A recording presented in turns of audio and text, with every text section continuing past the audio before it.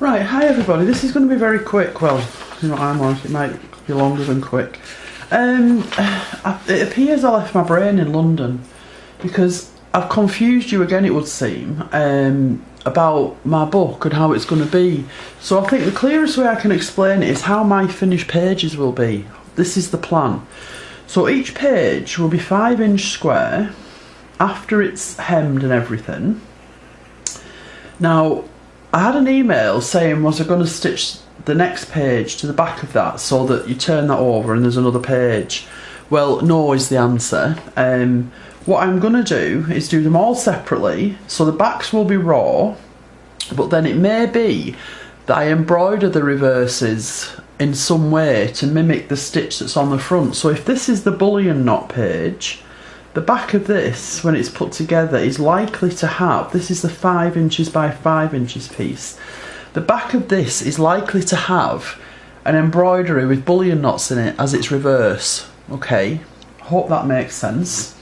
My sample will be in the middle, 3 by 3, okay, and then the spine will be 3 inches by 5, okay.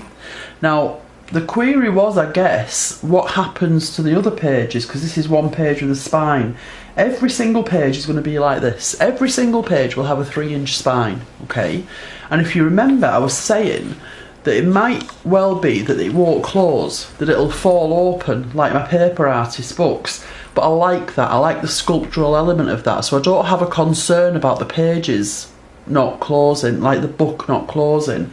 So every single page will be 8 by 5, because it'll be 5 by 5 for the embroidered area where the sample, well, this will be plain silk, okay, with the 3-inch sample in the middle, but it'll be the 3-inch sample will be laid on a piece 5 by 5 that will also have as the same piece. I'm not going to cut these separately, so it'll be 8 overall.